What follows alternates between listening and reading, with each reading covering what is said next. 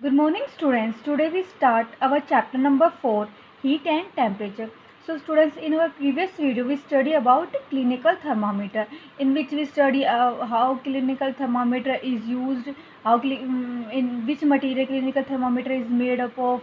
Clinical thermometer ranges from, that is जो clinical thermometer ranges होता है 32 degree Celsius to 35 degree Celsius to 42 degree Celsius तक उसकी range होती है।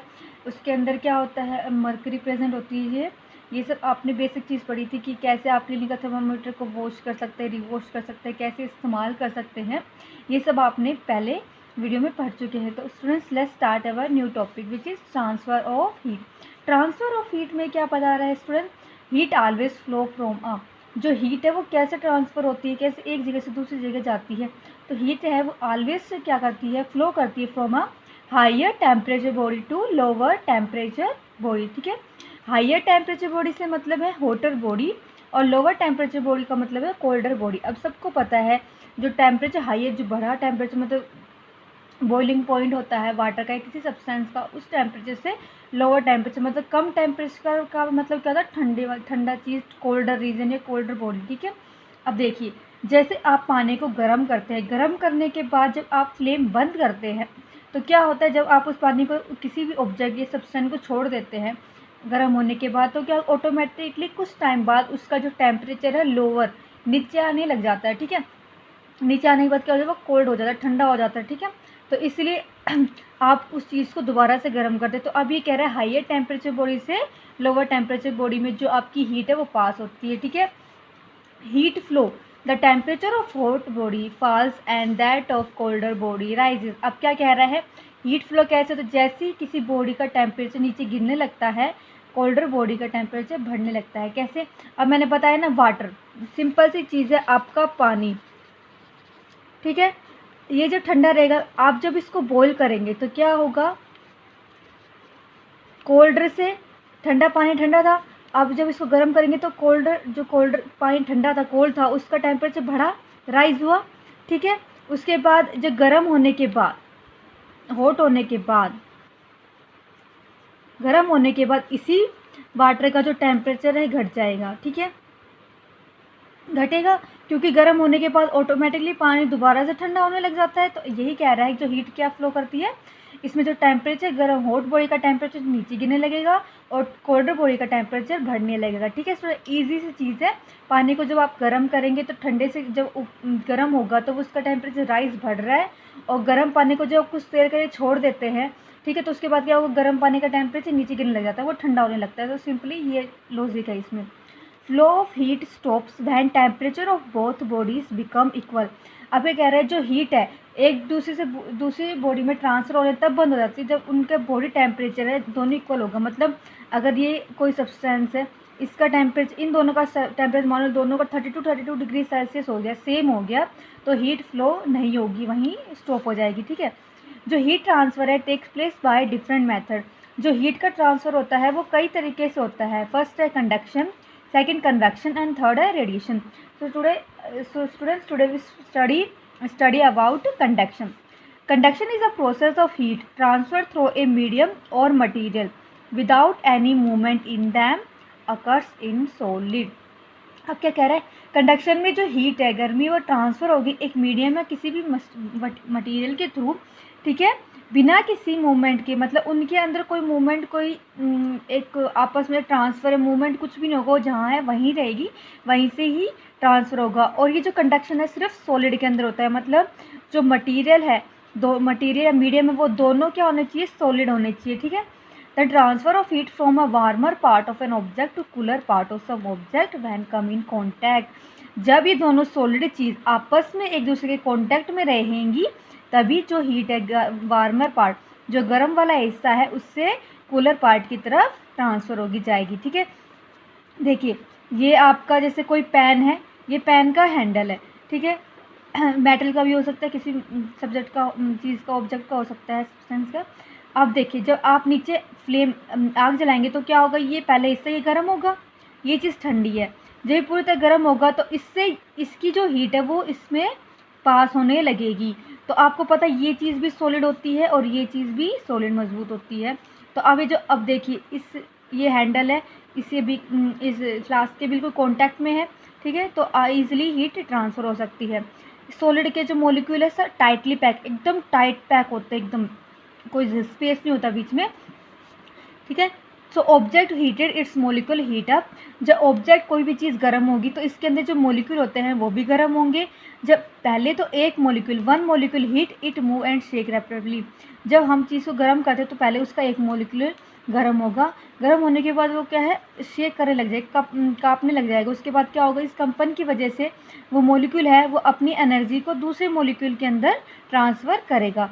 सो passes heat energy to other molecules and heat is transferred from one molecule to another until they become hot। अब क्या कह रहा है, एक मॉलिक्यूल से दूसरे मॉलिक्यूल में जाएगा, फिर दूसरे मॉलिक्यूल और ट्रांसफ़र करेंगे, इस तरीके से जो हीट है गर्मी सभी जगह पास हो जाएगी, इक्वल स्प्रेड हो जाएगी। उसके बाद फिर क्या होगा, ऐसे ही एक जगह से दूसरी जगह ये हीट को ट्रांसफ़र कर पा रहे हैं, ठीक है। नेक्स्ट है condition necessary for conduction of heat, जो हीट की कंडक्शन है उसके लिए क्या क्या ज़रूरत है, कंडीशन होनी चाहिए। First, two bodies will be in solid state, जो दोनों बॉडीज है, दोनों चीज़ें हैं वो इन सॉलिड स्टेट में होनी चाहिए, सॉलिड स्टेट में होनी चाहिए। Two bodies will be contact और टच ईच अदर, जो दो बॉडीज हम इस्तेमाल कर रहे हैं सॉलिड, वो आपस में कॉन्टैक्ट होनी चाहिए, टच एक दूसरे के छूने हुई चाहिए, आपस में कॉन्टैक्ट होनी चाहिए, ऐसे जैसे ये पेंसिल और ये पेपर है ये आपस में कॉन्टैक्ट में है एक साथ ऐसे। तो टेम्परेचर शुड बी डिफरेंट, और उनका जो टेम्परेचर है वो अलग होना चाहिए, मतलब जैसे पेंसिल है वो थोड़ी लेट जलती है बजाय पेपर जल्दी जलने जाता है, तो इन दोनों का टेम्परेचर अलग अलग हो गया, ठीक है। ऐसे टेम्परेचर अलग अलग होने चाहिए जो भी आप चीज़ चूज़ कर रहे हैं। Next, good and bad conductor of heat, जो कंडक्शन है उसमें गुड और बैड कंडक्टर होता है, मतलब कौन ईजिली हीट को पास करता है कौन नहीं करता है। तो जो गुड कंडक्टर ऑफ हीट होंगे वो material that allow heat to pass through them, वो मटीरियल जो आसानी से हीट को पास करने दे, ठीक है। जैसे कोई मेटल की चीज़ है, आप लेंगे लोहे की चीज़ लेंगे तो उसको गर्म करेंगे तो एक हिस्से से दूसरे हिस्से में भी गर्मी पास होती है, जहाँ से आपने पकड़ रखा है वो भी देखना जल्दी गर्म हो जाता है। इसके एग्जांपल है जैसे मेटल और अलॉय बहुत अच्छे वो होते हैं हीट को पास करने के लिए। इसका इस्तेमाल किस लिए किया जाता है, कुकिंग यूटेंसिल, बर्तनों के बनाने के लिए इन मेटल और अलॉय का इस्तेमाल किया जाता है।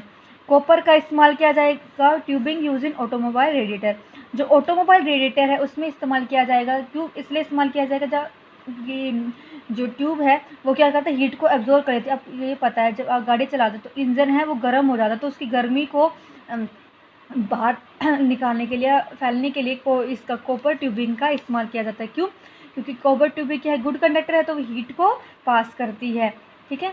देन मरकरी यूज है थर्मोमीटर लिक्विड, मरकरी है उसका इस्तेमाल थर्मोमेट्रिक लिक्विड। सो स्टूडेंट मैं पहले ही आपको बता चुकी जो मरकरी का इस्तेमाल किया जाएगा थर्मामीटर में। क्यों, जो mercury good conductor of heat होती है और इन लिक्विड स्टेट में होती है, तो क्या होगा जब गर्मी के कॉन्टैक्ट में किसी भी हॉट चीज़ के कॉन्टैक्ट में आएगी तो क्या इसका टेम्परेचर बढ़ जाता है।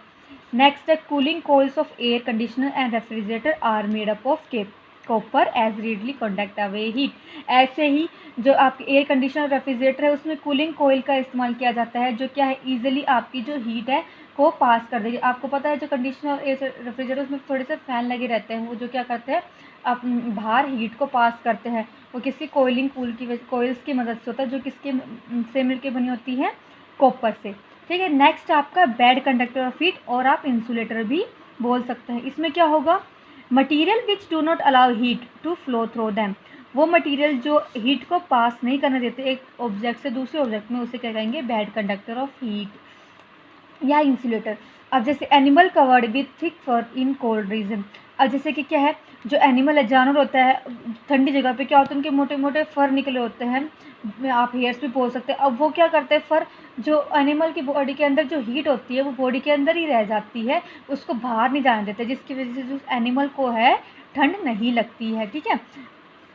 Next Bakelite dry would use for making handle of electric iron and cookwares, जो इलेक्ट्रिक आयरन आपकी प्रेस है, कुकवेयर्स होते हैं काफ़ी खाने बनाने का जो सामान होता है यूटेंसिल होता है, उसमें क्या है बैकेलाइट और ड्राई सूखी लकड़ी का इस्तेमाल किया जाता था उसके हैंडल बनाने के लिए।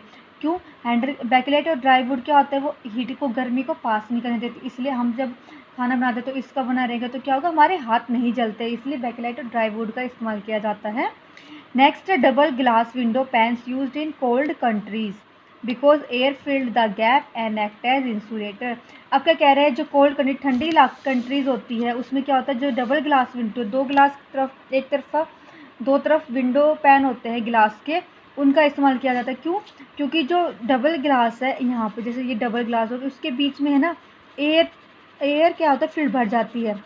एयर भरने के बाद क्या होता है, ये गैप को भर देती है, जिसकी वजह से क्या है, जो हीट है, जो अंदर कमरे में जो हीट रहेगी उसको बाहर नहीं जाने देती है, ठीक है, अंदर ही ट्रैप करके रखती है।